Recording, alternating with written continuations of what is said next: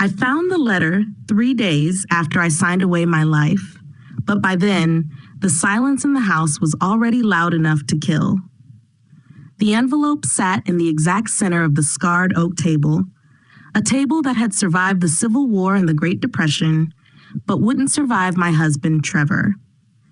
3 days earlier, I had sat in this same chair with a pen trembling in my hand. The wind was howling off the Berkshire Hills, rattling the colonial shutters as Owen Finch, our family friend, stared at his watch, looking bored. Trevor stood behind me, his thumbs digging into my shoulders just a fraction too hard. "Don't be difficult, Lyd," he whispered against my ear. "Do you want the state to take the farm?" I looked at the deed. I looked at the dark window where my father was buried, and I signed. Owen stamped it with a thud that sounded like a coffin closing. Trevor kissed the top of my head, a dry, perfunctory kiss, and whispered, "Good girl." Then he poured himself a glass of my father's expensive scotch and closed the study door in my face. I snapped back to the present, the kitchen cold and silent around me. 3 days. It had only been 3 days since that signature. I looked at the envelope again. I knew what was inside. Some animal instinct, dormant for 30 years of domesticity, was screaming at me. Don't open it. If you don't open it, it's not real. But I had to know. I tore the flap. My fingers were numb. I pulled out the stack of papers. They were thick, heavy bond paper stapled at the top. Petition for dissolution of marriage. The words didn't make sense. The letters seemed to float on the page, rearranging themselves into nonsense. Dissolution, like dissolving sugar in water, like erasing a stain. I forced myself to read the next line. Petitioner, Trevor James Monroe. Respondent, Lydia Catherine Monroe. Date filed, November 14th, 8:17 a.m. The world stopped. The clock on the wall stopped ticking, and the wind outside stopped howling. November 14th, 8:17 a.m. That was Tuesday morning. He had filed for divorce in the morning. He had driven to the courthouse, paid the fee, filed the paperwork to end our 32-year marriage. And then he had come home. He had eaten the dinner I cooked, had sat at this table, had put his hands on my shoulders, had told me he loved me, and had convinced me to sign the deed. He had filed for divorce 12 hours before he tricked me into signing away the land. The room spun. The floor tilted beneath me like the deck of a sinking ship. I grabbed the edge of the table to keep from falling.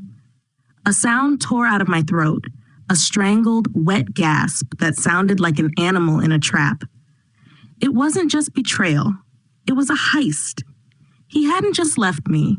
He had waited until the trap was perfectly set, until the leverage was applied, until he had extracted the last drop of value from my carcass. He had looked me in the eye, knowing he had already filed the papers, and he had used my love, my trust, and my grief for my father as weapons to rob me. I dropped the papers. They scattered across the floor. Trevor. I screamed his name, but the house just swallowed the sound. I ran to the stairs. Trevor. I took the steps 2 at a time, tripping, scrambling, my heart hammering against my ribs like a trapped bird. I burst into the bedroom, screaming his name, but the only answer was a silence so absolute it felt heavy, pressing down on my chest like a physical weight. It wasn't just quiet, it was a vacuum. The closet doors were open, empty. The drawers were pulled out, empty. His shoes were gone, his suits were gone. The watch box on the dresser was gone. There was no note on the pillow, no letter of explanation, just the void where a person used to be. The other side of the bed wasn't just empty, it was cold, the sheets smooth and undisturbed. He hadn't slept here last night. He must have left while I was in the garden yesterday evening, or maybe while I was still sleeping. He had ghosted me. After 32 years, after 2 children, after a life built brick by brick. I walked into the bathroom. His toothbrush was gone. The razor was gone. I looked at myself in the mirror. I looked the same. Gray hair pulled back in a messy bun, lines around my eyes, and a flannel shirt I'd worn for 2 days. But I wasn't the same. I was a woman who had just ceased to exist in the eyes of the law and in the eyes of her husband. My phone. I needed my phone. I ran back downstairs, my bare feet slapping against the cold wood. I found it on the counter where I'd left it. I dialed Trevor. My hands were shaking so badly I misdialed twice. Ring, ring, ring. Pick up, I hissed. Pick up, you coward. The line clicked. It's done, Lydia. His voice. It wasn't the voice of the man who had whispered in my ear 3 days ago. It wasn't the voice of the man who had raised children with me. It was the voice of a stranger. Bored, impatient, cold. Trevor? I choked out. Where are you? The papers. I found papers. I know, he said. He sounded like he was checking emails while he talked to me. I left them for you. Saved the process server the trip. You filed, I stammered, on Tuesday, but Tuesday night, you made me sign. I didn't make you do anything, he cut in. Sharp, dangerous. You signed willingly. Owen has it on video. We were very careful about that. Video. They had recorded it? You tricked me, I whispered. You told me it was to protect the land. It is protected, he said. It's in my name now, and I'm going to protect it from your mismanagement. You've been letting that place rot for years, Lydia. It's pathetic. It's my family's land, I screamed, the rage finally breaking through the shock. My father is buried there. You can't just take it. He laughed. It was a dry, soulless sound, a sound devoid of any humanity. Read the deed, Lydia. It's not marital property. You transferred it to the LLC, of which I am the sole trustee. It's mine, solely mine. The divorce doesn't touch it. I'll get a lawyer, I said, shaking. I'll tell them what you did. I have the best lawyers in Boston, he said dismissively. And I have your signature, and I have the video. And frankly, Lydia, after the way you've been acting since your dad died, well, who's going to believe you? You've been unstable, paranoid, forgetful, emotional. He paused. Mitchell agrees. Who is Mitchell? Doesn't matter. Look, I have a meeting. Don't call me again. My lawyer is Garrett Cross. Talk to him. Trevor, wait. Oh, and Lydia? His voice dropped an octave. It lost the boredom and gained a terrifying calm malice. If you step foot past the gate, if you try to go to the graveyard, I'll have you arrested for trespassing. It's private property now. Click. The silence rushed back in, louder than before. I stared at the phone. Trespassing. On the land where I learned to walk. On the land where I buried my mother.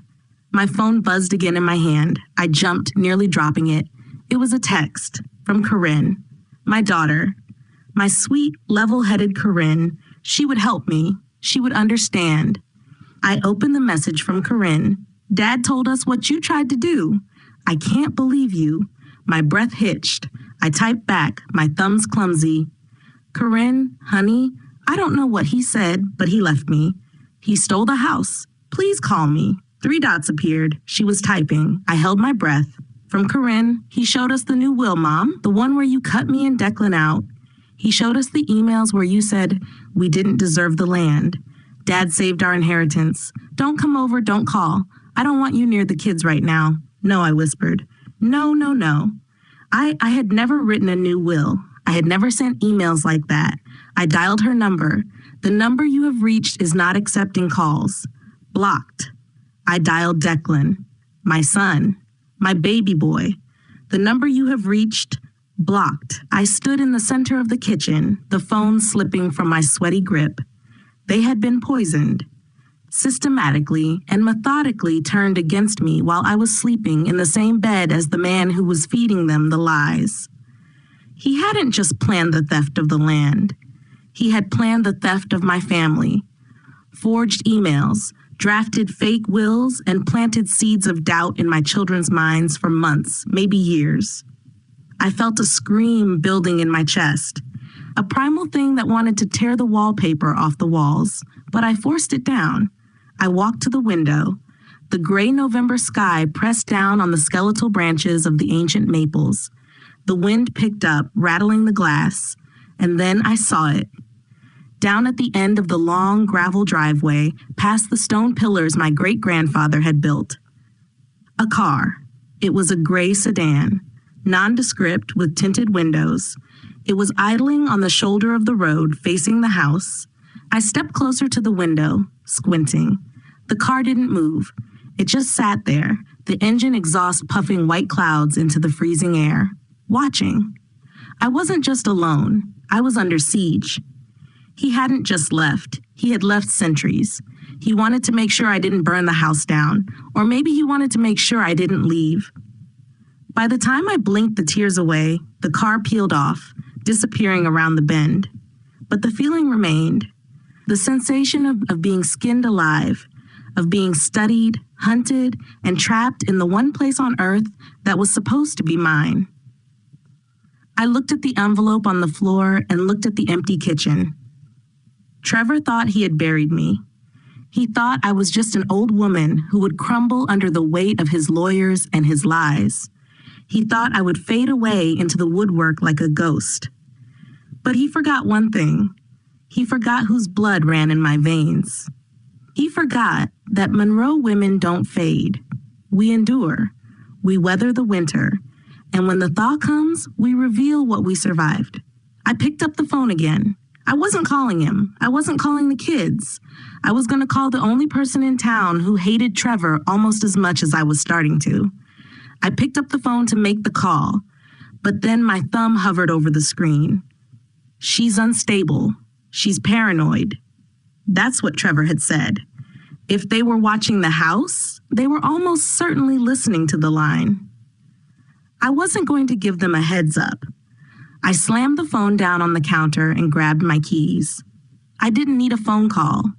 I needed my files and the transfer documents Owen Finch was holding hostage, and I was going to get them in person. I drove to town with a buzzing in my ears that drowned out the radio, a static frequency of pure panic. I didn't take the scenic route. I didn't look at the leaves turning gold along the ridge. I kept my eyes glued to the rearview mirror. The gray sedan was there. It was 3 car lengths back, just a dark shape behind the glare of a windshield. When I sped up, it sped up. When I slowed down, it slowed down.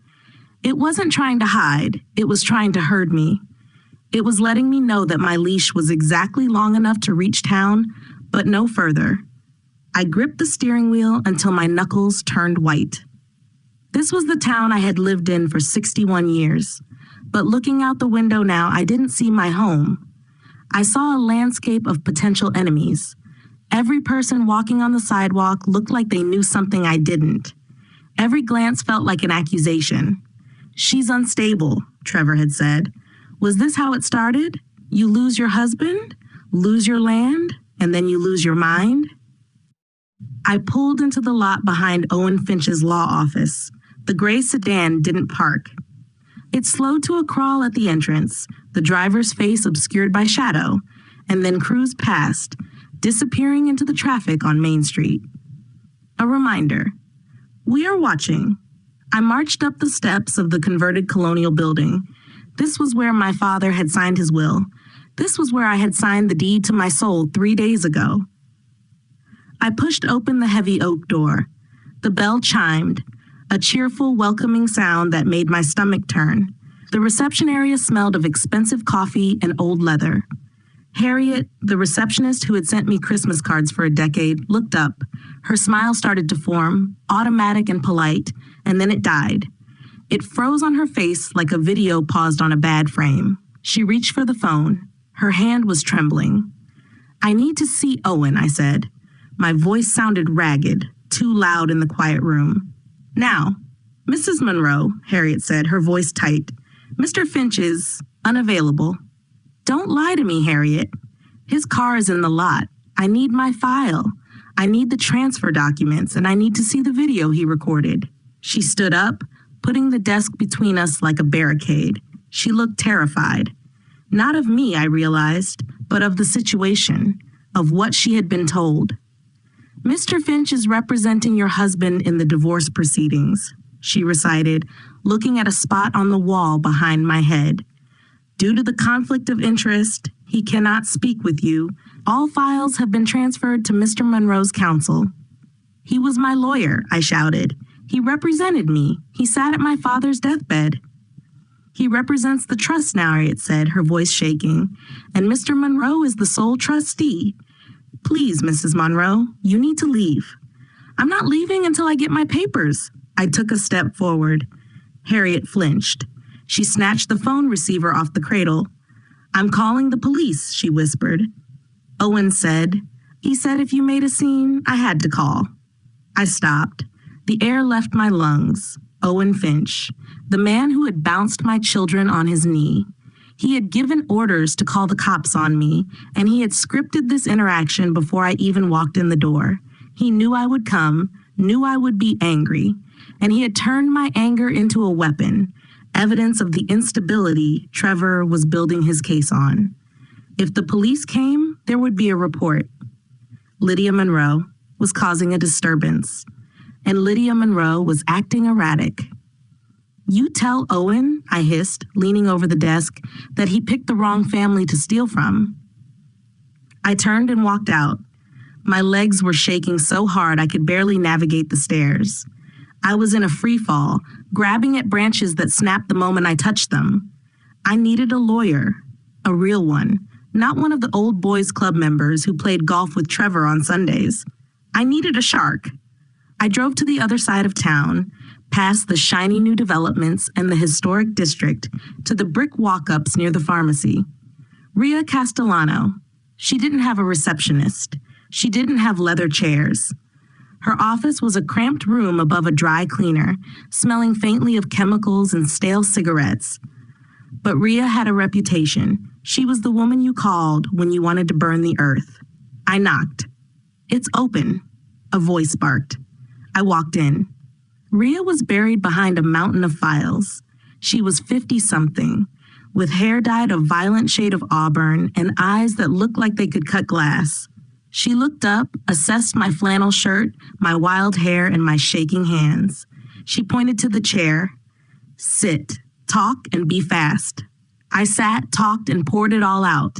The promise to my father, the pressure, the signing, the divorce filing, the locked accounts, and the blocked numbers. Rhea didn't interrupt. She took notes on a yellow legal pad, her pen scratching furiously. When I got to the part about Owen recording the signing, she stopped writing. He videoed it? She asked, looking up. Yes, he said it was for the records. Smart, she muttered. Evil, but smart. When I finished, silence stretched in the small room. The radiator clanked. Rhea leaned back in her chair. She took off her glasses and rubbed the bridge of her nose. This wasn't a mistake, Lydia, she said finally, and it wasn't an impulse. This was a heist, a long con. Can we fix it? Can we void the transfer? On what grounds? Rhea asked, her voice hard. Duress? The video will show you sitting there, nodding and signing. Fraud? You read the document, you signed it. The law assumes you know what you're doing. But he lied. He said it was for protection. He said, she said, Rhea waved a hand. Trevor will deny it, and Owen will back him up. 2 against 1, and one of them is an officer of the court. She pulled her laptop closer. You said you signed a waiver regarding independent counsel, that you acknowledged you had consulted another attorney? Yes, I said. Owen brought the papers a few weeks ago. He said it was a formality, just to show I understood my rights. Did you actually consult another attorney? No, I trusted Owen. Who was listed as the independent counsel on the waiver? I squeezed my eyes shut, trying to remember the blur of paperwork. Yates? Something Yates. Mercer Yates. Rhea's fingers flew across the keyboard. She pulled up the Massachusetts Board of Bar Overseers website. Mercer Yates, she murmured. She hit enter, stared at the screen for a long moment. Then she turned the laptop toward me. Status, disbarred. Date, August 2016. Reason, misappropriation of client funds. Fraud. He's not a lawyer, Rhea said, her voice dropping to a whisper. He hasn't been a lawyer for 8 years. You didn't waive your rights to a lawyer, Lydia. You waived your rights to a ghost. I stared at the screen. Why would they use a disbarred lawyer? Because a real lawyer would have told you not to sign, Rhea said grimly. And because a disbarred lawyer doesn't have a license to lose. Owen probably paid him $500 to lend his name to the paperwork. It gives the document the veneer of legitimacy. If you challenge it, they'll say, hey, she said she talked to Yates. It's not our fault she picked a bad lawyer. It's fraud, I said. It's a trap, Rhea corrected. A perfect, multi-layered, steel-reinforced trap, and you are standing right in the middle of it. She looked at me, and for the first time, I saw pity in those sharp eyes. I hated it. I can take the case, she said, but you need to know Trevor has the money. He has the land and the records. We are going into a gunfight with a pocket knife? I don't care, I said. I want to fight. Good. Rhea stood up. She walked to the window and looked down at the street. Her body went tense. Lydia, she said quietly, what kind of car do you... A Honda. Silver. And who drives the gray sedan idling across the street? My blood ran cold. I walked to the window. It was there. The same car from my driveway. The same car from the road. The engine was running and the headlights were off. He's following me, I whispered. Not him, Rhea said. Hired muscle. Probably a private investigator. They're building a file on you, Lydia, documenting everywhere you go. If you buy a bottle of wine, it goes in the file. If you scream at someone in traffic, it goes in the file. She turned to me. Go out the back. Take the fire escape. Go straight to your daughter's house. If he's turned the kids against you, that's your weakest flank. You need to fix that before he cements the narrative. They blocked me. Then go knock on the door. Mothers don't need appointments. I left Rhea's office through the alley, stepping over trash bags and puddles of questionable water. The sun had set. The air was biting cold. I hurried to my car, parked 2 blocks away, fumbling with my keys, waiting for a hand to grab my shoulder.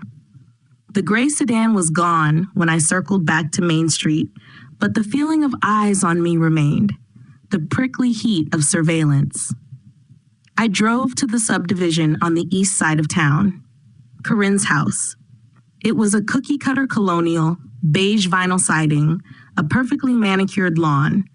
I had helped with the down payment, had co-signed the mortgage when Braden's credit wasn't good enough, and had painted the nursery yellow when Emma was born.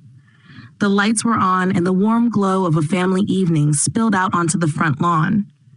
I parked in the driveway. I didn't see Trevor's car. Maybe there was a chance. Maybe if I could just look her in the eye, touch her hand, the spell would break. I walked up the path. My legs felt heavy, like I was wading through deep water. I rang the doorbell. Ding dong. I heard footsteps, little footsteps. Emma? Jacob? Nana? A voice shouted from inside. Jacob, my grandson. Then a sharper voice. Get back, Jacob. Go to your room. It was Corinne. The footsteps stopped. I could hear a hushed conversation.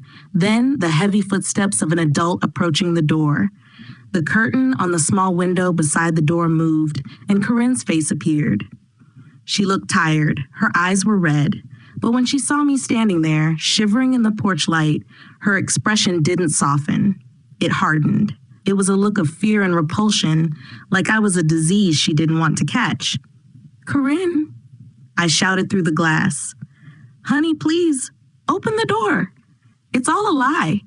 She shook her head and mouthed something that looked like, go away. I need to talk to you. He stole the land, Corinne. He's lying to you. She looked over her shoulder like she was checking if the kids were watching. Then she looked back at me, and then I heard it. The sound that would haunt me for the rest of my life. Thud. Click. The deadbolt sliding home. She didn't just leave the door closed. She actively locked it. She looked me in the eye and locked her mother out. The sound of that lock turning severed something in my chest. My vision narrowed to a pinprick, and the air turned into solid glass. I couldn't breathe. I couldn't expand my lungs. A sharp, hot pain exploded in the center of my chest and radiated down my left arm, paralyzing my fingers. I collapsed onto the porch steps. Corinne? I gasped. I was dying. I was having a heart attack on the welcome mat I had bought them for Christmas. I clawed at my chest, trying to rip the pain out. I couldn't speak. I couldn't stand. I slumped sideways, my cheek pressing against the cold concrete. Through the window, I saw Corinne turn away. She walked back into the living room, picked up the remote, and turned up the volume on the TV. She wasn't calling 911. She was ignoring me. She thought I was acting. Mom's unstable. Mom's dramatic. Trevor must have influenced her actions. I lay there for what felt like an hour, but was probably 5 minutes. The pain came in waves, cresting and breaking. It wasn't a heart attack. Not the fatal kind. It was panic. It was grief so physical it mimicked death.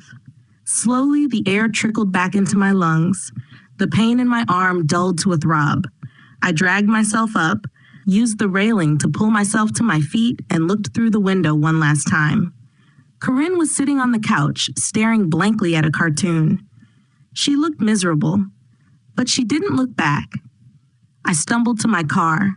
I sat in the driver's seat, shaking so hard the keys rattled against the steering column. I pulled out my phone. I needed to hear a voice. Any voice.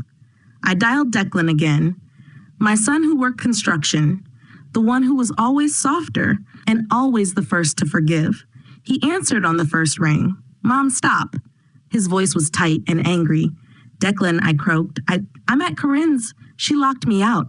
I think I'm having a heart attack." "Jesus, Mom," he sighed. "Dad said you'd do this." "Do what?" "Fake a medical emergency. To get sympathy, to get in the door." My blood froze. "Fake? Declan, I'm in pain." "You're in a panic because your plan backfired," he snapped. "Dad told us about the money, Mom, the $500,000 you wanted to keep for yourself." "What money?" I whispered. "There is no money." "The development money. Dad said he's selling the land to Summit Ridge.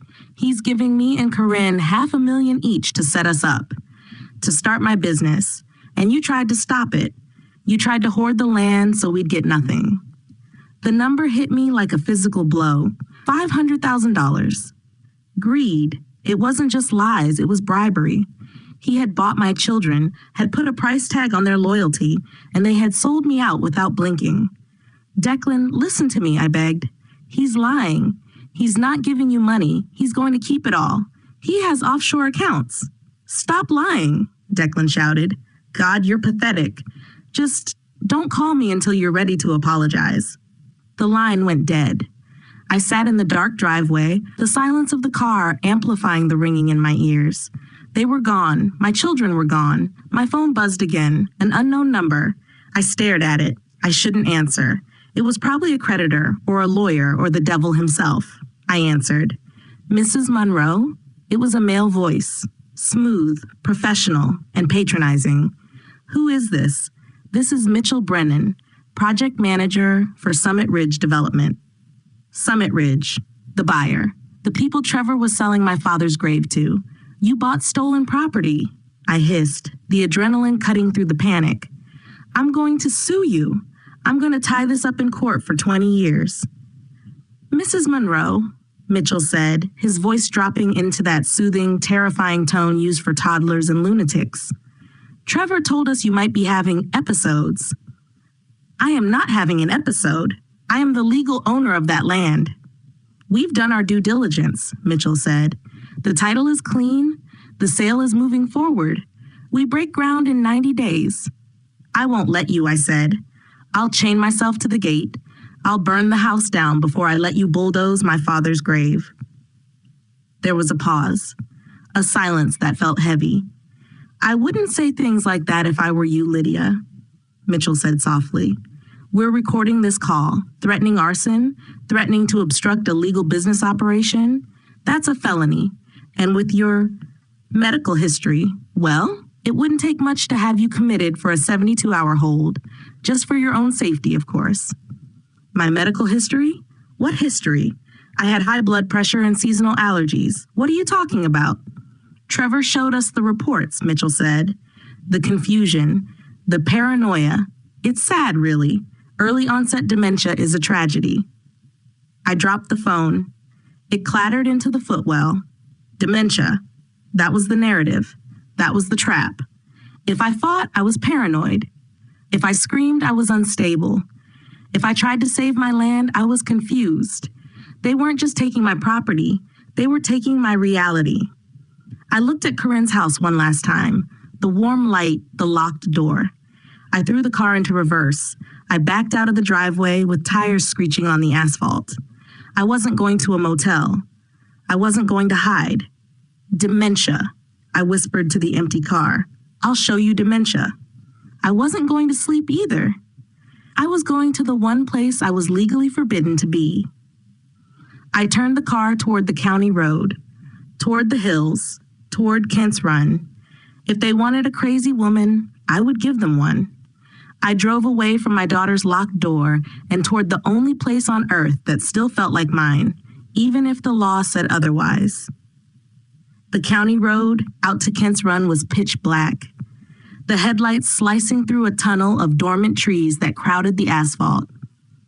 I knew every curve of this road by heart. I knew where the deer crossed in November. I knew where the ice patch formed near the old Miller barn. I drove on autopilot, my mind a screaming void of Corinne's rejection and Mitchell Brennan's smooth, terrifying threats. Dementia. They were going to lock me away.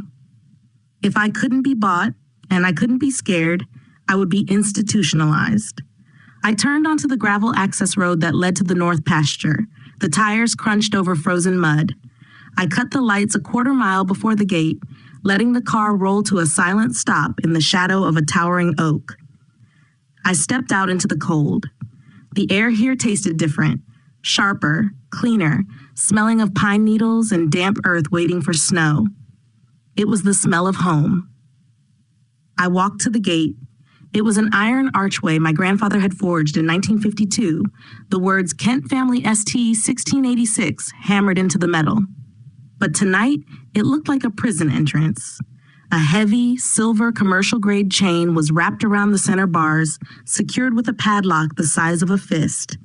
And zip-tied right across the family name was a bright yellow plastic sign that glowed in the starlight. No trespassing. Private property. Violators will be prosecuted. Owner, Trevor James Monroe / Summit Ridge Development.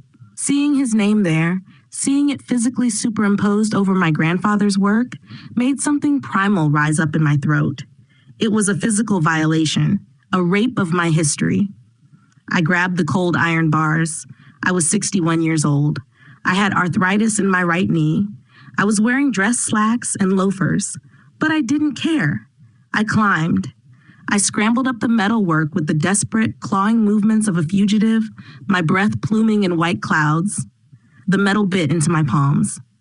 At the top, my coat snagged on a decorative spike, tearing with a loud rip.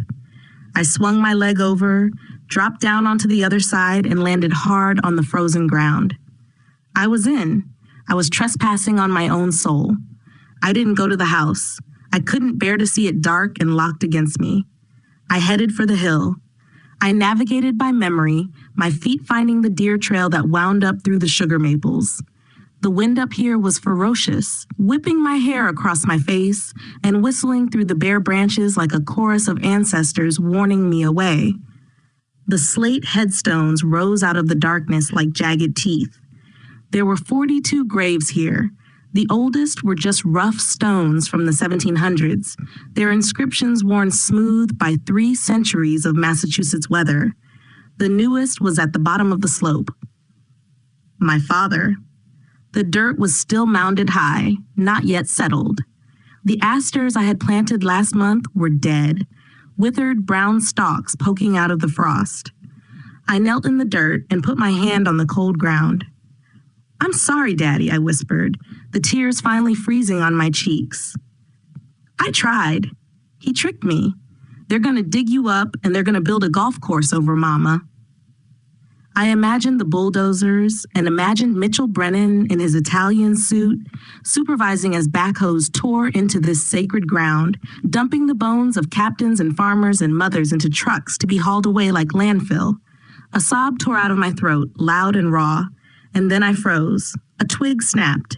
It wasn't the wind. It was distinct and sharp, the sound of weight coming down on dry wood, down the hill, near the tree line. I held my breath. The silence of the woods rushed back in, heavy and expectant. Crunch. Another step. Closer. I wasn't alone. "Who's there?" I called out, my voice trembling. I sounded terrified. I sounded exactly like the prey I was. No answer, just silence. The kind of silence that comes right before violence. Then a beam of white light sliced through the darkness. It was blindingly bright, a tactical flashlight. It swept across the lower graves, illuminating headstones in stark relief. Hunting. It wasn't a security guard doing rounds. A guard would yell. A guard would announce himself.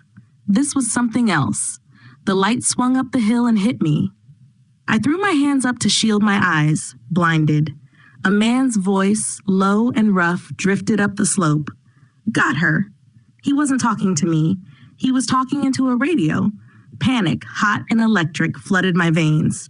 I scrambled backward on my hands and feet, crab walking away from the light. Hey, the voice shouted, don't move. Heavy footsteps pounded against the frozen earth.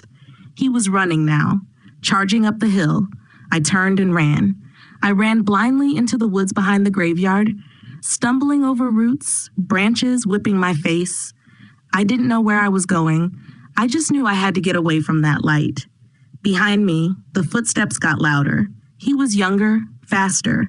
I could hear his breathing, heavy, rhythmic. He was closing the gap. I slid down an embankment, mud and ice scraping my hands, and landed in the shallow water of the creek. Kent's Run. The cold was shocking and soaking through my loafers instantly. I splashed across, scrambling up the other bank. The flashlight beam jagged wildly through the trees above me, searching. I saw the outline of the old stone wall that marked the property boundary. If I could make it over the wall, I was on state land. I threw myself at the wall, loose stones shifting under my weight. I tumbled over the top, hitting the ground hard on my shoulder. I lay there, gasping, staring up at the sky through the canopy. On the other side of the wall, the footsteps stopped. The light swept back and forth over the stones, missing me by inches. I heard the crackle of a radio. She crossed the line, the voice grumbled. Lost visual. A pause, then a reply I couldn't make out. Yeah, copy that.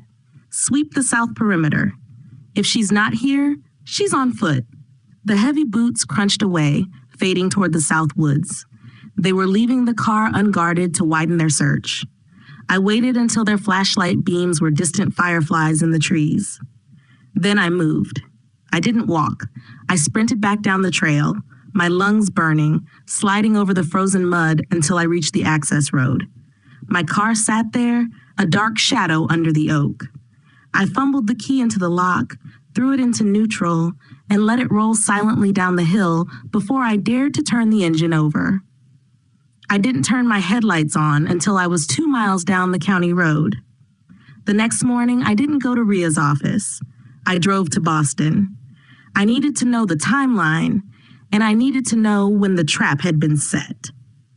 I parked in a garage near Fenway and took the T to the Massachusetts Historical Society on Boylston Street. I washed the mud off my face in the bathroom and tried to smooth my hair.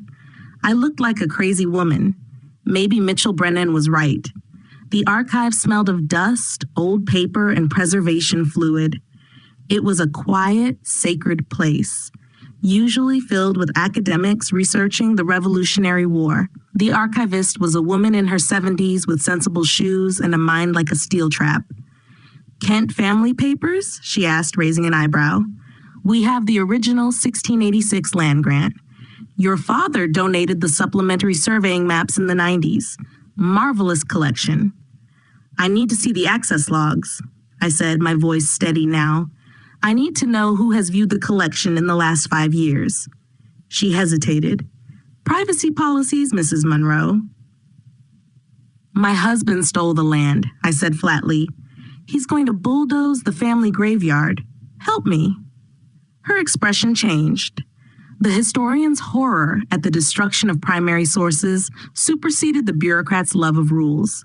She pulled a heavy leather binder from behind the desk and flipped back through the pages. Here, she pointed a wrinkled finger. August 14th, 2019. My breath caught 2019. 4 years ago, my father had been alive then. He had just been diagnosed with the first touch of emphysema, but he was still active and still running the farm. And there it was. in Trevor's distinctive, confident script. Visitor Trevor J. Monroe. Reason for visit, genealogical research, property title history. He hadn't just decided to sell the land recently. He hadn't just capitalized on my grief.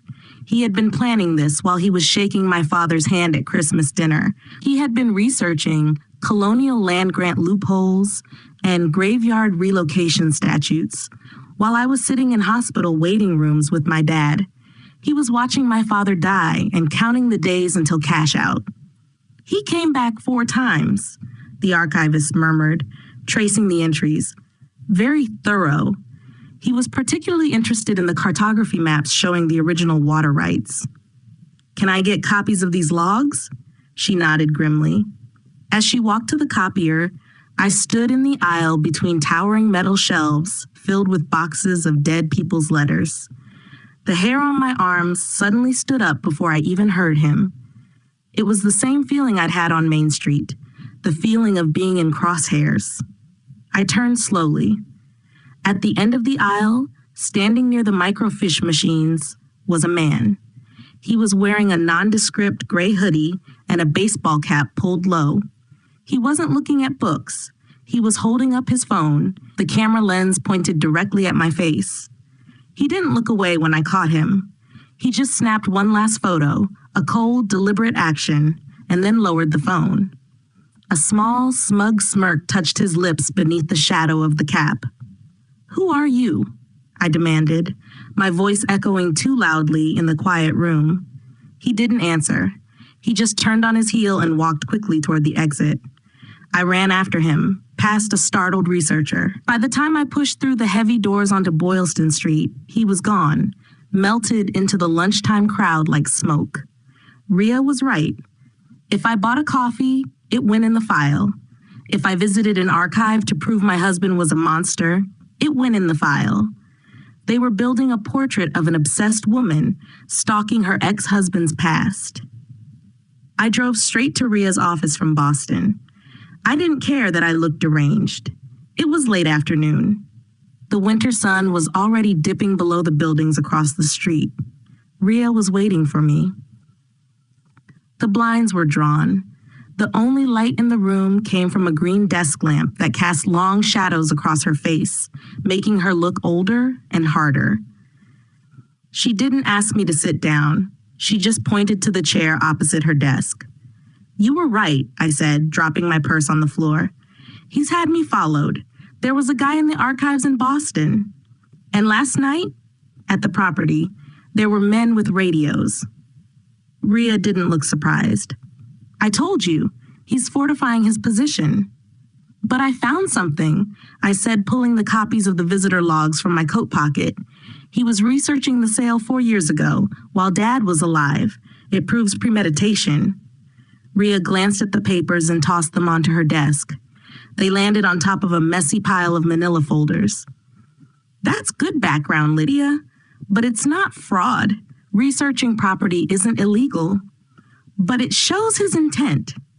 Intent doesn't get your land back. We need a smoking gun." She leaned forward, her eyes glittering in the lamplight. "And I think Jonah found it."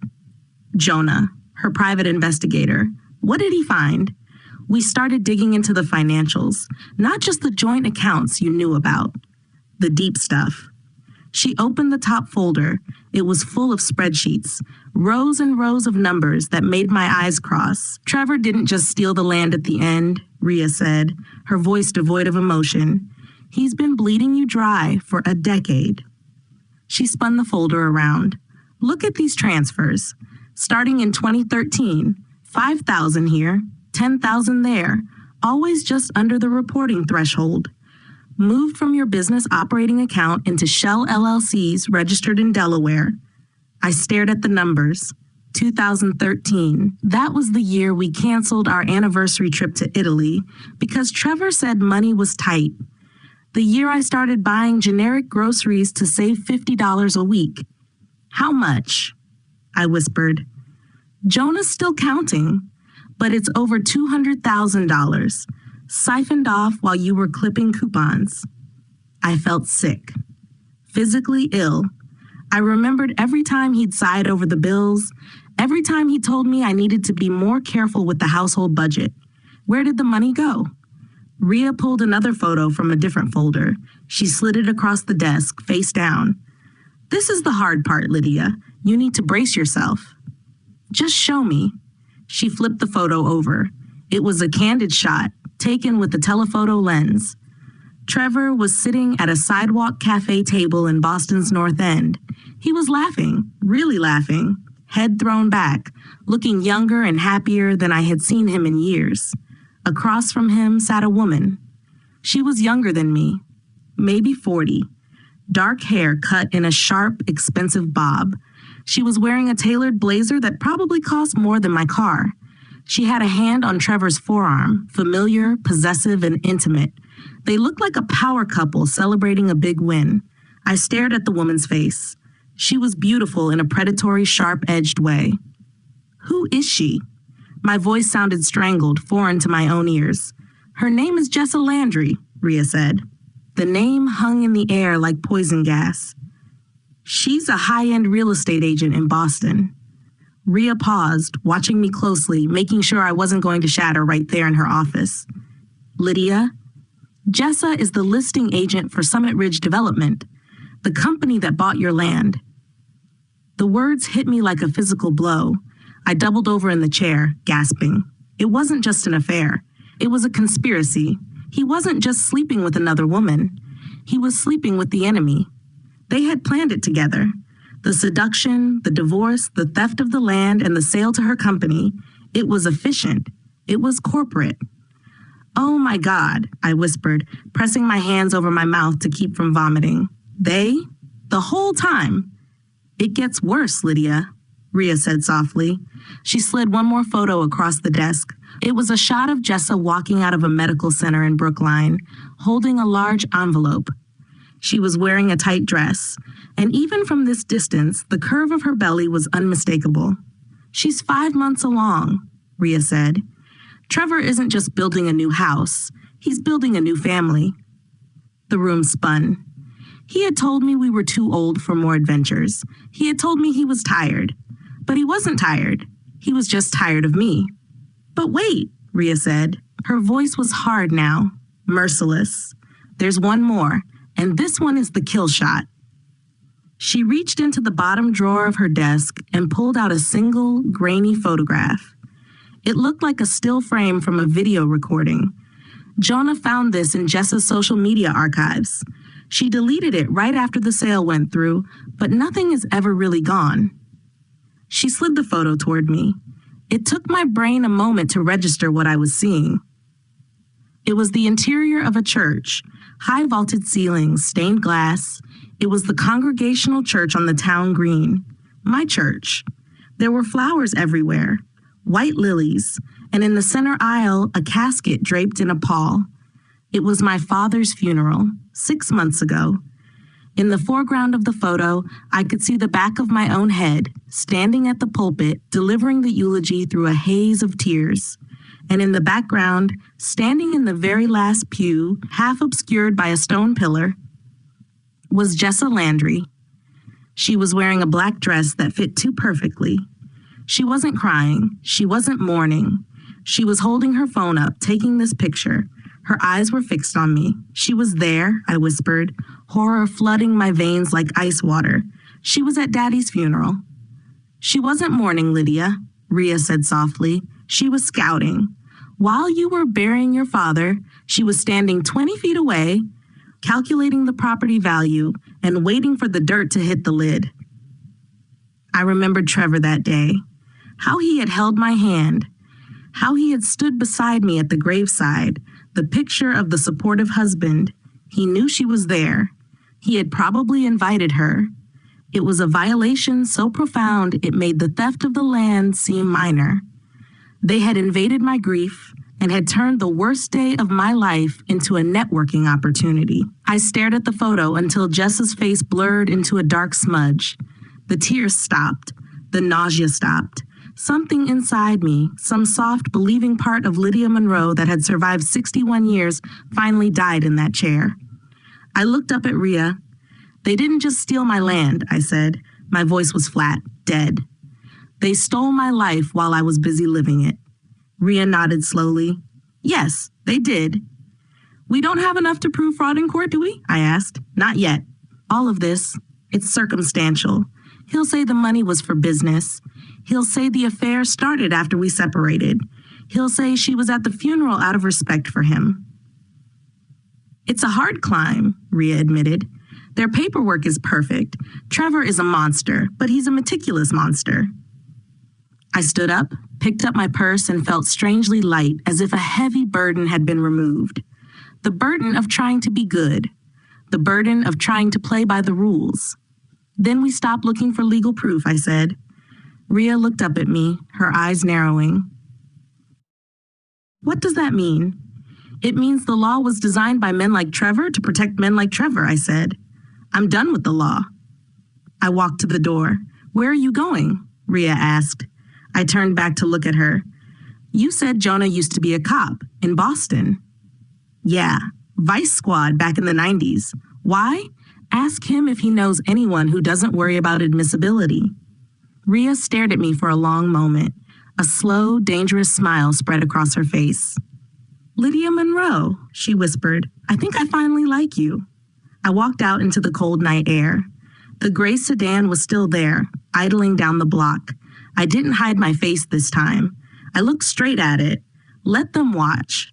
They were watching the old Lydia die. They had no idea who was about to be born.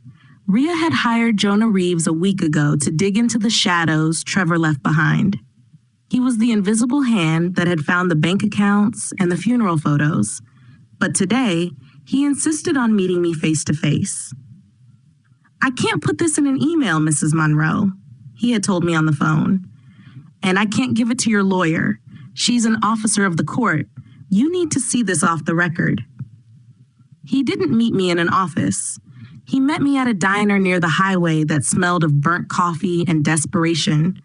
Jonah looked exactly like what Rhea had described. An ex-vice cop who had seen too much and couldn't forget any of it. He was 55, with gray stubble that hadn't been shaved in days and eyes that missed nothing. Eyes that tracked every person walking past the window, assessing threats out of habit. He didn't say hello. He didn't offer sympathy. He slid into the booth opposite me and placed a heavy manila folder on the sticky Formica table between our untouched coffees. Rhea told you I used to be a cop, Jonah said, his voice a gravelly rumble that barely rose above the clatter of dishes. Yes. Then you know I don't deal in feelings, Mrs. Monroe. I deal in leverage. And what I found, it's leverage, all right, but it's covered in shit. He tapped the folder. You want the good news or the bad news first? I didn't know there was any good news. The good news is they got lazy, arrogant, and they left fingerprints. He opened the folder and pulled out a photocopy of a death certificate. State of Massachusetts. Certificate of death, Felix Gunderson. Date of death, March 12th, 2020. I looked at him, confused. Who is Felix Gunderson? He was the notary in Owen Finch's office for 25 years. Nice old guy. Died of a massive coronary 4 years ago. Jonah pulled out another paper, a blown-up photocopy of the signature page of the land transfer deed I had signed in my kitchen. He pointed a thick finger at the notary seal stamped next to Owen's signature. Felix Gunderson. Notary Public. Commonwealth of Massachusetts. My breath hitched. But Owen stamped it. I saw him. Owen used a dead man's stamp, Jonah said flatly. It's fraud. Blatant, stupid, felony fraud. That stamp should have been destroyed when Felix died. Owen kept it in a drawer and used it to validate the theft of a multi-million-dollar property. I felt a surge of pure, hot hope. This is it. This proves the document is invalid. We can take this to a judge. Jonah shook his head. The look on his face was grim. That's the bad news, Mrs. Monroe. It's a trap. How can it be a trap? It proves they lied. Remember the video? The one Trevor bragged about? Jonah leaned in closer. Owen recorded the whole signing. I have a source who's seen it. In the video, Owen hands you the stamp to inspect. You hold it, you look at it, you nod. Then you hand it back and he stamps the paper. I tried to remember that night through the fog of Trevor's pressure and my own anxiety. Had I looked at the stamp? Maybe. I didn't know what I was looking for. I trusted them. Trevor's lawyers will argue that you were in on it, Jonah said mercilessly. They'll say you knowingly participated in using an invalid stamp to create a loophole for yourself later in case you changed your mind about the divorce settlement. The video makes you look complicit. If we introduce this evidence, they won't just deny it, they'll use it to indict you for fraud. The hope died in my chest, replaced by a sickening realization of how deep the water really was. They had thought of everything. They had turned the evidence of their crime into evidence against their victim. So it's useless, I whispered. Legally? Yeah, it's radioactive. Jonah closed the folder. His expression darkened. But that's not the worst of it, Lydia. You need to prepare yourself. For what? He pulled a small digital recorder from his pocket and set it on the table. Rhea told you they were building a file on you, calling you unstable and paranoid. Yes, Mitchell Brennan called me dementia-ridden. They aren't just calling you names anymore. They're manufacturing proof. He pressed play. There was a burst of static, and then a voice cut through the noise of the diner. If you think you can just take it, Trevor, you're wrong.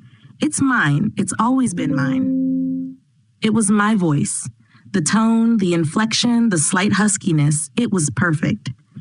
But I had never said those words. I'm watching you. I'm always watching you. You and that whore. My blood froze. The voice was rising now, hysterical, jagged with a rage I had never felt, let alone expressed. You think a piece of paper is going to stop me?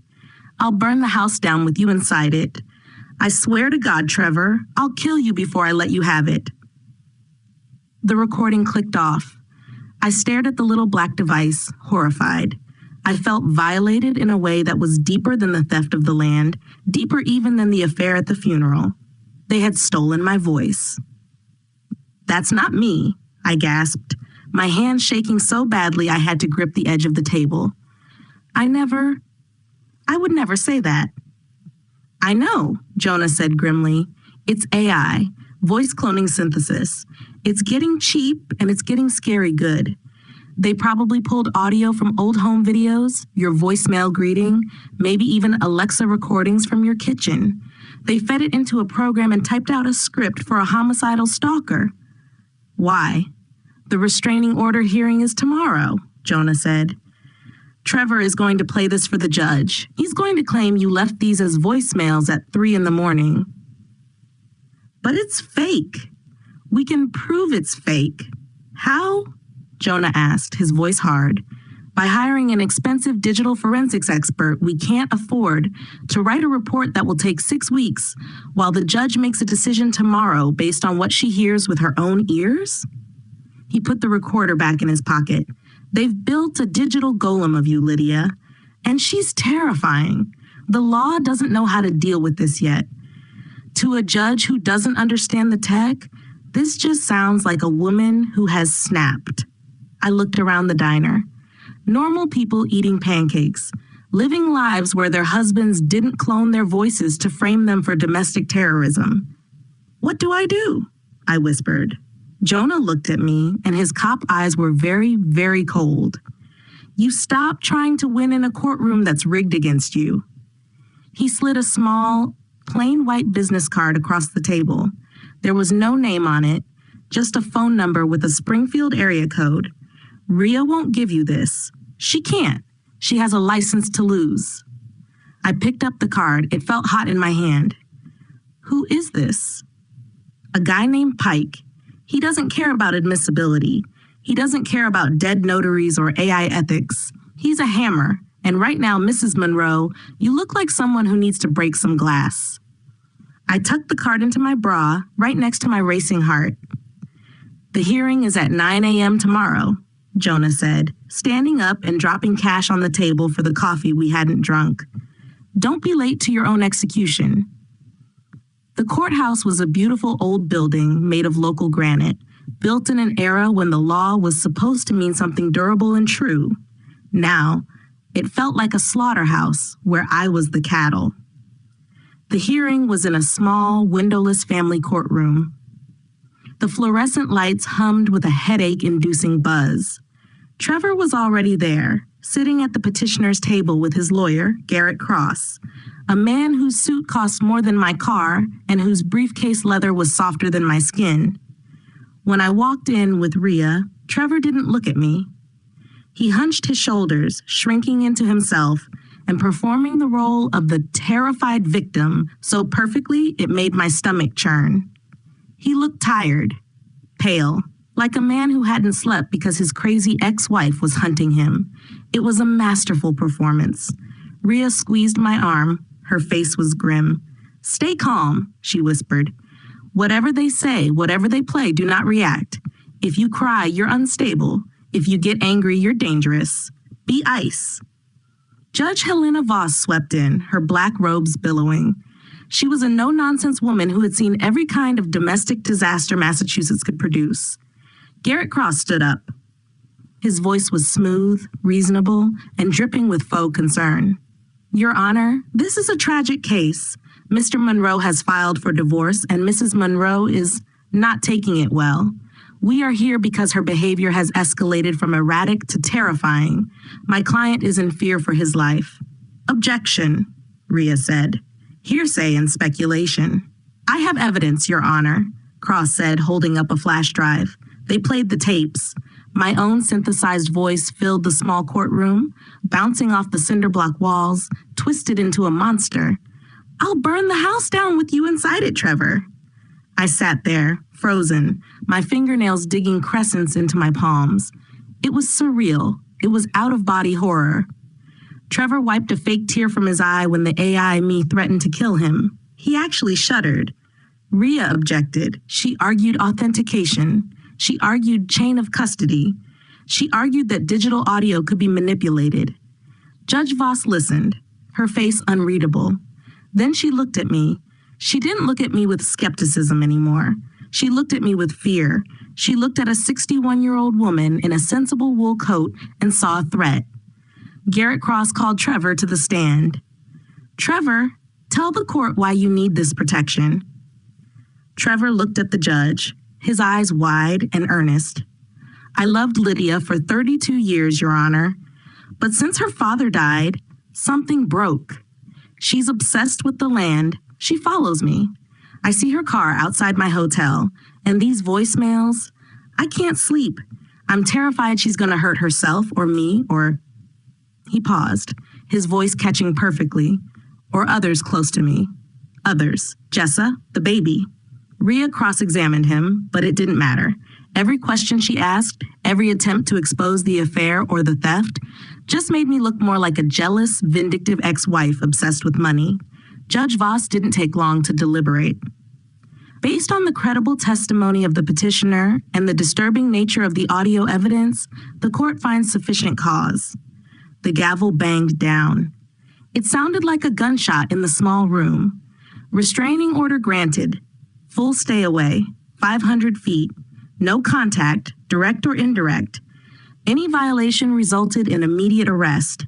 I was now legally dangerous. The lie was now a court order. Rhea walked me out to the parking lot in silence. "We'll appeal," she said, but her voice lacked conviction.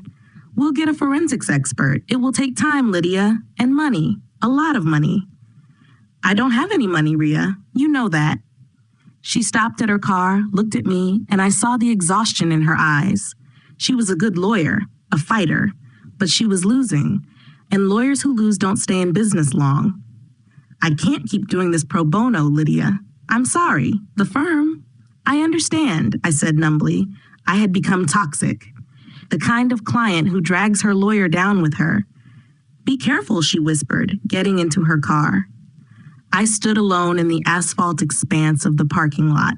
I couldn't go home. I couldn't call my children because they would report it as a violation of the order, and I couldn't step foot on the land my ancestors had died for. A sleek, silver BMW pulled up to the curb near Trevor's car. The passenger window rolled down. It was Jessa. She wasn't hiding. She wasn't ashamed. She was glowing with pregnancy and victory. She wore large sunglasses, but I could feel her eyes on me. She didn't say anything. She just smiled, a small, razor-thin expression of absolute triumph. She rested one hand possessively on her swollen belly, a silent declaration. We won. You lost. We are the future. You are history. Trevor came out of the courthouse, saw me, and immediately pulled out his phone, ready to call the police if I took one step toward them. He got into the driver's seat, and they drove away to the life they had built on my grave. I moved into the Pines Motor Lodge out on Route 2. It was where dignity went to die. A horseshoe of peeling turquoise paint and doors that looked like they'd been kicked in more than once. For $45 a night, cash only, no ID required, I got a room that smelled of stale smoke and industrial cleaner. The carpet was sticky, and the mattress sagged in the middle like a hammock. I had $1,200 left to my name, the secret, mad money my mother had told me to keep hidden from my husband. Always have running money, Lydia, she had said, because someday you might need to run. $1,200. At $45 a night plus food, that was maybe 3 weeks of existence. I spent the days sitting on the lumpy bed, staring at the water stains on the ceiling, and listening to the sounds of the motel. The couple fighting in the next room, the violence vibrating through the thin walls, the drug deals happening in the parking lot at 3 a.m., and the sound of sirens passing on the highway. I stopped eating. Everything tasted like ashes. I lost 10 pounds in 2 weeks. I looked in the cracked bathroom mirror and saw a skull staring back at me, hollow eyes and sharp cheekbones. The face of a woman being erased. The gray sedan was still there, parked 3 spots down from my room. Sometimes it was a different car, a dusty blue pickup or a rusted van, but the feeling was always the same. They weren't just relying on the court order. They had eyes on me, waiting for me to crack, waiting for me to drive past the property line so they could put me in a cell. The eviction happened on a Tuesday. I was 2 days late on rent. I had $80 left, and I was rationing peanut butter. The motel manager, a woman with hair dyed jet black and a face hardened by decades of dealing with transients, didn't knock. She used her master key. "Time's up, honey," she said, her voice sounding like rusted metal. "I just need another day," I begged, sitting up in bed, clutching the thin sheet. "I'm waiting on a check." "Lying doesn't pay the bills. I got paying customers waiting. Get your shit?" She stood there while I packed my suitcase. My clothes smelled like the room now. My life fit into one bag and a cardboard box of legal papers that were useless to me. She tossed my bag into the parking lot before I'd even finished zipping it. "Don't come back," she said, lighting a cigarette and watching me load my 12-year-old Honda Civic. I drove around for hours, aimless, burning gas I couldn't afford. When night fell, I pulled into the Supercenter Walmart parking lot off Route 9. The sign said no overnight parking, but everyone knew it was a lie. There were already 4 or 5 other vehicles set up for the night, RVs with blackout curtains, sedans with steamed-up windows, a whole village of the displaced. I parked between a rusted pickup truck and a minivan. Under the harsh, buzzing sodium vapor lights of the parking lot, I watched shoppers load groceries into their SUVs. Normal people. Families. They were buying milk and bread and laundry detergent, complaining about the cold, and thinking about what to cook for dinner. They were living on a different planet than me. I turned off the car to save gas. The cold seeped in immediately, a bitter Massachusetts chill that settled into my bones. I reclined the driver's seat as far as it would go, which wasn't far enough. I wrapped myself in the spare blanket I kept in the trunk. I ate the last of the peanut butter from the jar with my fingers, watching a family load a big screen TV into their cart, laughing. This was it. This was what 61 years of playing by the rules had gotten me. Homeless in a Walmart parking lot, falsely branded a stalker, while the man who stole my inheritance slept in high thread count sheets. I tried to sleep, But every time a car door slammed, I jumped, expecting the police and expecting Trevor's hired muscle. The fluorescent twilight of the parking lot never faded.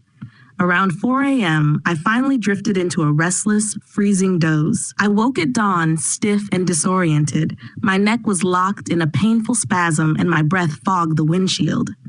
The sun was rising, painting the sky a brilliant, indifferent pink. I sat up, groaning with pain. I reached into my coat pocket for my gloves, and my fingers brushed against something cold and hard. I pulled it out. It was my mother's engagement ring. I had taken it off weeks ago, afraid I would lose it in the chaos, afraid someone at the motel would steal it. It was a half-carat diamond in a platinum setting, old-fashioned, elegant. My father had saved for 2 years to buy it in 1955. My mother had worn it every day of her life. It was the last clean thing I owned, the last tether to the woman I used to be, the woman who believed in family, in legacy, in right and wrong. I held it up to the dawn light. The diamond glittered, cold and hard. It was worth maybe $4,000. Not enough to hire a digital forensics expert. Not enough to fight Trevor's lawyers. But it was enough to buy a hammer. I looked at the ring and I thought about my father's grave on the hill that was now forbidden ground. I thought about Jessa's smug smile in the courthouse parking lot. I thought about the AI voice screaming threats I never made. And I felt something snap inside me. Not a break, a shift. Like a bone resetting itself into a new and harder configuration. If the law was a weapon they used to bludgeon me, I would stop standing in front of it. If they wanted a villain, I would become one. I squeezed the ring tight in my fist, the metal biting into my palm. "I'm sorry, Mama," I whispered to the empty car. I turned the key. The engine coughed, struggled, then caught. I pulled out of the Walmart parking lot. I wasn't looking for a shelter. I wasn't looking for help. I drove toward Springfield, toward the grittier part of town, past pawn shops with bars on the windows and check cashing places. I pulled the white business card Jonah had given me out of my bra. 413-555-0192. I stopped at a payphone outside a derelict gas station. I wasn't going to use my own phone for this. I dialed the number. It rang 4 times before a voice answered. It was deep, cautious, and unfriendly. "Yeah. Is this Pike?" "Who's asking?" "Jonah Reeves gave me your number. He said you don't care about admissibility." Silence on the other end, assessing me. "Meet me at O'Connell's bar on Worthington. Back booth. Bring cash and come alone." Click. I hung up the phone. I looked at the pawn shop across the street. The sign in the window flashed, "We buy gold. Instant cash." I took a deep breath of the cold, dirty city air. It tasted like gasoline and opportunity. I walked toward the pawn shop, clutching my mother's ring. I was about to trade my past for a weapon to fight for my future. I was crossing a line I could never uncross. And God help me, I couldn't wait. The pawn shop smelled of dust and other people's bad luck. The clerk was a man with yellowed eyes and a neck tattoo that crept up from his collar. He took my mother's ring, the platinum band, the diamond that had sparkled on her hand for 47 years, and screwed a jeweler's loop into his eye socket. He looked at the stone, looked at me, and saw the desperation radiating off me like heat. $2,000, he grunted, tossing it onto the glass counter. It's appraised at 6, I said, my voice steady. The setting is vintage platinum. The stone is a VVS1. Don't insult me. He laughed, a wet hacking sound. Lady, you're sleeping in a car. I can smell the gasoline on you. $2,000 is charity. I snatched the ring back. Then I'll walk. I turned toward the door. It was a bluff. I had nowhere to walk to. My tank was empty. My stomach was empty. All right, he called out. 3. That's my final. 4,000. Cash. Large bills. He stared at me for a long moment, measuring the hardness in my eyes. He realized I wasn't just desperate. I was dangerous. He opened the register. He counted out $400 bills. I walked out of there with my pockets full of cash and my heart empty. I had just sold my history to buy a future. O'Connell's bar was a dive in the truest sense of the word. It was dark at 2 in the afternoon. The air was thick with the smell of stale beer and regret. I walked to the back booth, keeping my head down and clutching my purse against my chest. A man was waiting. He didn't look like a movie villain. He looked like a plumber who had had a very hard life. Heavy shoulders, scarred knuckles, and wearing a canvas jacket that had seen better decades. He was nursing a beer he hadn't touched. I slid into the booth opposite him. "Pike?" He didn't look up. "You bring it?" I slid the envelope across the sticky table. $4,000. He picked it up. He didn't count it. He just weighed it in his hand, like he could tell the value by the density. He slipped it into his jacket pocket. "Jonah says you got screwed," Pike said, his voice a low rumble. "Husband took the farm. Everything. And you want to hurt him." "I want to destroy him," I corrected. "I want to burn his life down to the studs." Pike finally looked at me. His eyes were pale gray, devoid of warmth and devoid of judgment. They were the eyes of a tool, a hammer waiting for a nail. "For $4,000 I can get into his digital life," Pike said. "Bank records, emails, cloud backups, phone logs. If it's on a server, I can get it. But you need to understand something, Mrs. Monroe."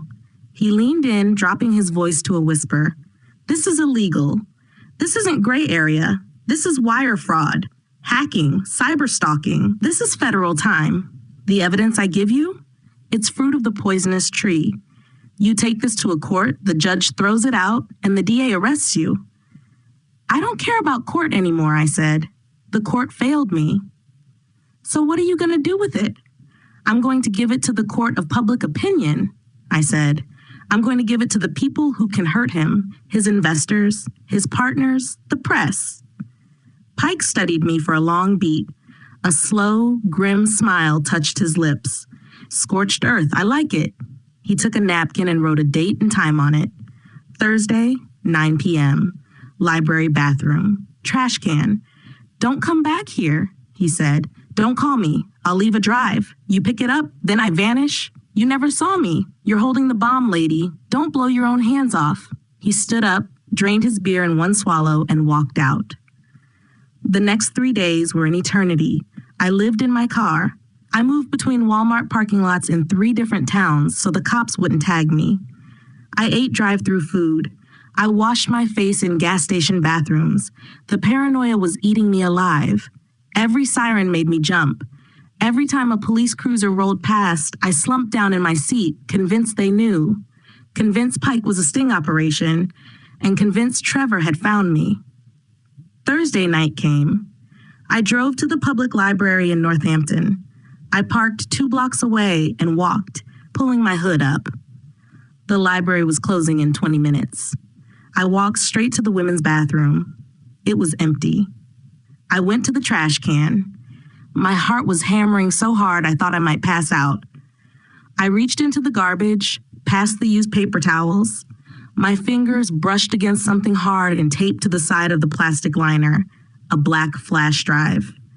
I ripped it free and shoved it into my pocket and walked out, keeping my head down and trying to look like a patron leaving with a book, not a felon leaving with a weapon. I drove to a 24-hour internet cafe in Amherst, a place full of college kids playing video games. I paid cash for a terminal in the back corner. Pike had warned me. VPN, anonymous browser, don't leave a footprint. I plugged the drive in. A folder appeared on the screen. T. Monroe full dump. I clicked it open, and the horror began. It wasn't just records. It was an autopsy of my marriage performed while I was still alive. Folder 1, financials. I opened the spreadsheets. The numbers blurred, then sharpened. Cayman Islands, Panamanian Shell Corp. Transfers dating back to 2009. He hadn't just been skimming. He had been looting. $2.3 million. That was the total. $2.3 million hidden in offshore accounts. I saw transfers labeled college fund that never went to the kids. I saw withdrawals from our joint savings that I thought went to paying taxes. I saw the refinancing of the mortgage, money he said was for barn repairs that went straight to an account in Jersey. He had stolen our future dollar by dollar, day by day for 15 years. While I was worrying about the price of heating oil, he was sitting on a mountain of cash. Folder 2, Jessa. This was the folder I didn't want to open, but I had to. It was hundreds of emails, texts, photos. I saw the timeline. They met in 2017, 7 years ago. Subject, the inheritance strategy. Date, Oct 12, 2018. From Jessa Landry to Trevor Monroe. Baby, I looked at the deed history. The trust is weak. If you can get her to transfer it to a joint LLC, we bypass the probate wait time. But you have to do it while the old man is still alive. Once he dies, the sentimental attachment will harden. We need to strike during the grief window. Strike during the grief window. They discuss my father's death like a market opportunity. They planned the timing of the divorce filing to maximize his tax benefits. And then I found the audio files. Pike had hacked his cloud backups. He had found voice memos, recordings Trevor made of himself, notes for his memoir, or maybe just ego trips. I put on the headphones. Click. Jessa's voice, breathless and laughing. Did she suspect anything tonight? Trevor's voice, smooth and arrogant. Lydia, please. I bought her flowers from the gas station and she cried for 10 minutes. She's pathetic, Jess, a useful idiot. She'll sign whatever I put in front of her if I tell her it's for the family legacy. God, I can't wait to be done with her. She smells like old soup. I ripped the headphones off.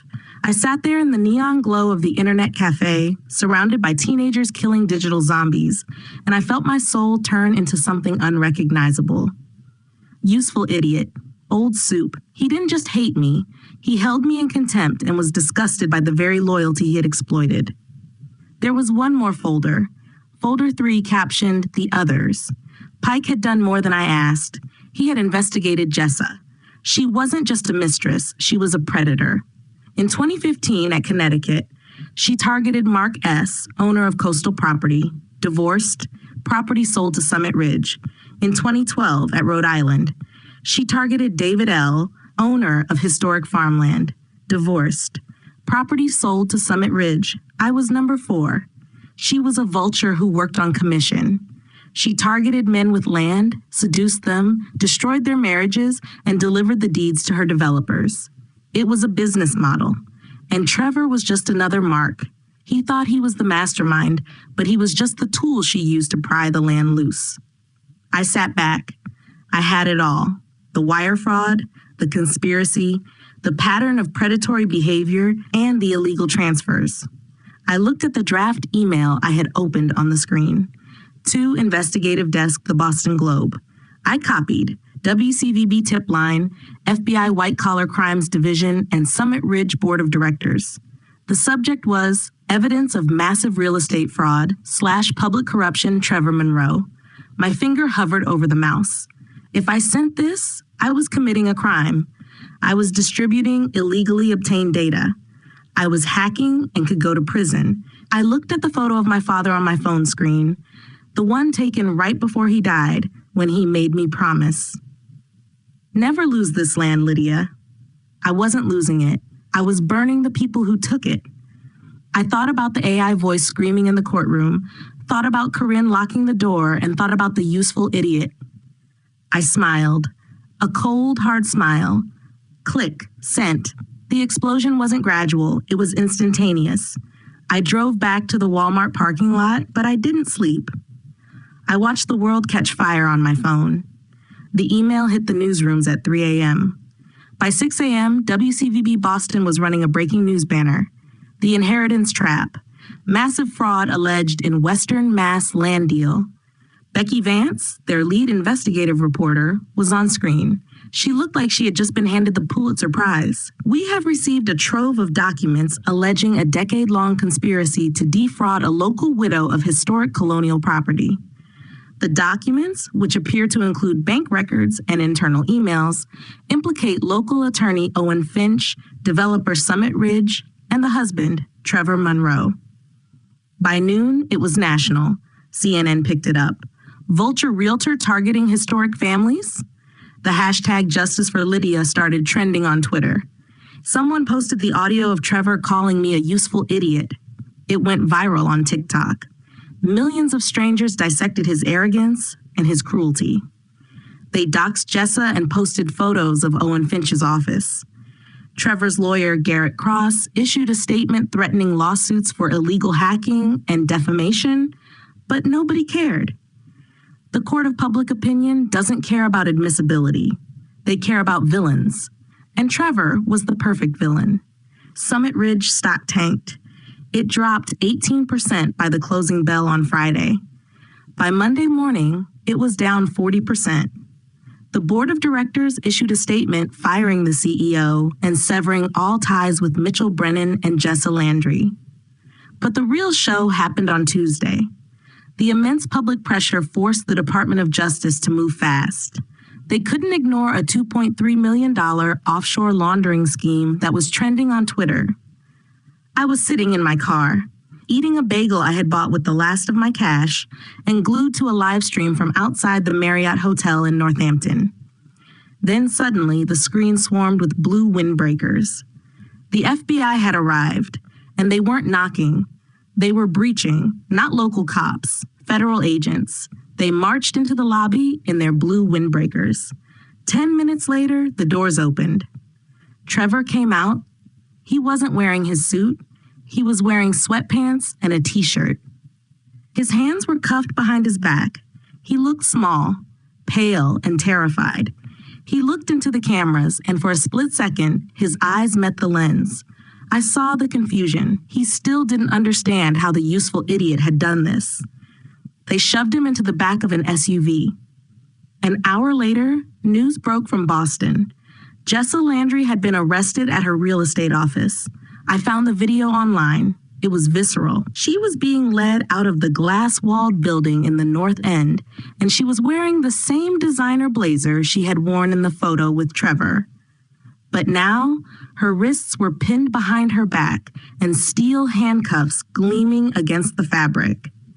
She looked furious and was shouting at the agents, trying to pull away. Then she saw the news cameras. She stopped fighting and ducked her head, trying to hide behind her hair. The woman who had stood in the back of my father's funeral, calculating the price of his grave, was now being loaded into a federal transport van like common cargo. Owen Finch surrendered his law license before the police even got to him. He was trying to cut a deal. He would sing. He would tell them everything about the dead notary stamp. I sat in my car, surrounded by shopping carts and asphalt, and wept. Not tears of sadness, tears of release. The poison was finally leaving my body. The legal unwinding was faster than the theft. Judge Helena Voss, the same judge who had issued the restraining order against me, called an emergency hearing. She was furious. She had been used. Her court had been weaponized to facilitate a fraud. She voided the restraining order sua sponte on her own motion. Then she addressed the property transfer. With Owen confessing to the dead notary stamp, the deed transfer was void ab initio, invalid from the start. The land was mine. It had never legally been his. I drove back to the house 3 weeks after the arrests. The gray sedan was gone. The no trespassing sign was gone. I cut the zip ties on the chain with a pair of garden shears and drove up the long gravel driveway. The house was cold. Trevor had turned off the heat to save money. It smelled of stale air. I walked into the kitchen. The table was still there. The ghost of the signing was gone, exorcised by the federal indictments. I walked to the window and looked out at the land. The sun was setting over the western ridge, painting the snow purple and gold. My phone rang. It was Corinne. I stared at the screen. I let it ring 4 times. I answered. Mom? Her voice was small, trembling. Hello, Corinne. I saw the news. I heard the tapes, the ones where he talked about buying us off. She started crying, ugly, heaving sobs. I didn't know, Mom. I swear. I thought, he told us you were sick. He told us he was saving the inheritance for us. You chose the money, Corinne, I said. My voice was steady. You didn't ask me. You didn't open the door. You heard $500,000 and you locked the deadbolt. I know, she choked out. I was stupid. We were broke.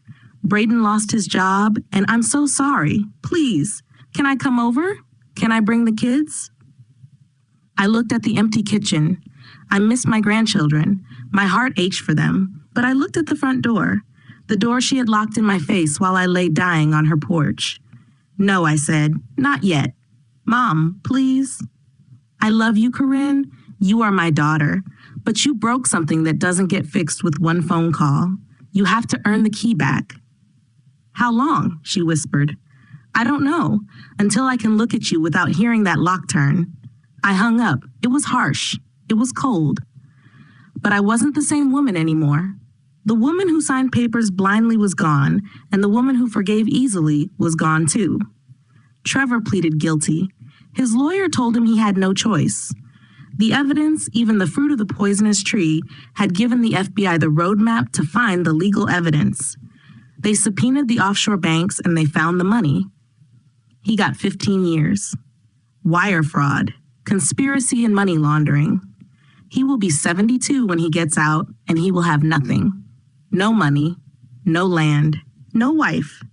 Jessa took a plea deal, rolled on everyone, and got 5 years. She gave birth to her baby in a federal prison hospital.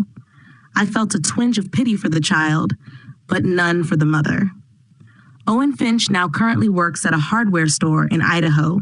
He lost his license, his building, and his family name. Summit Ridge paid a $20 million fine and rebranded. They survived. Corporations always do.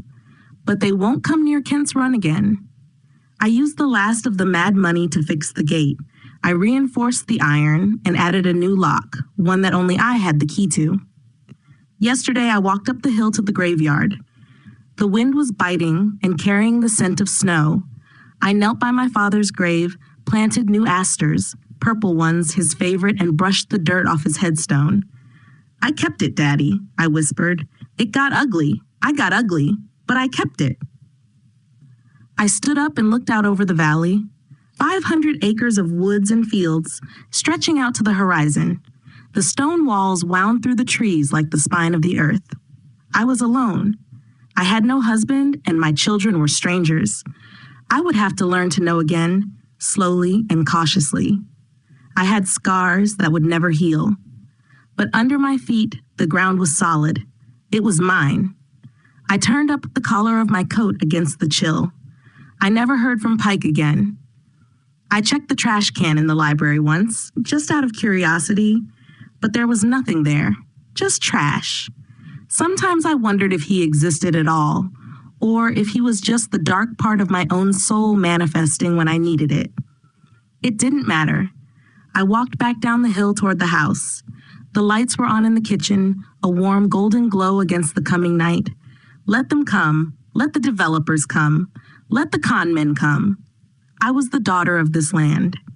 I had survived the winter, and I was ready for whatever came next. You've made it to the end. You walked through the fire with Lydia. But I have to be honest, it breaks my heart when I see people listen to these stories, feel these heavy emotions, and then just walk away. No subscription, no support, just silence. It feels like I'm pouring my soul into a void, working days and nights to bring these voices to life, only to be met with ghost viewers. Please, don't be another ghost. If this story kept you company, don't just take it and leave. You owe it to the story to leave a mark. A subscribe, a super thanks, or even just commenting your city. Tell me where in the world you are listening from. Let me know exactly where my voice is traveling so I know I'm not alone in this. And if you aren't ready to leave yet, don't. There are 2 more real-life journeys right here on your screen. Pick one. Stay with me a little longer. Don't let the silence win. Until next time.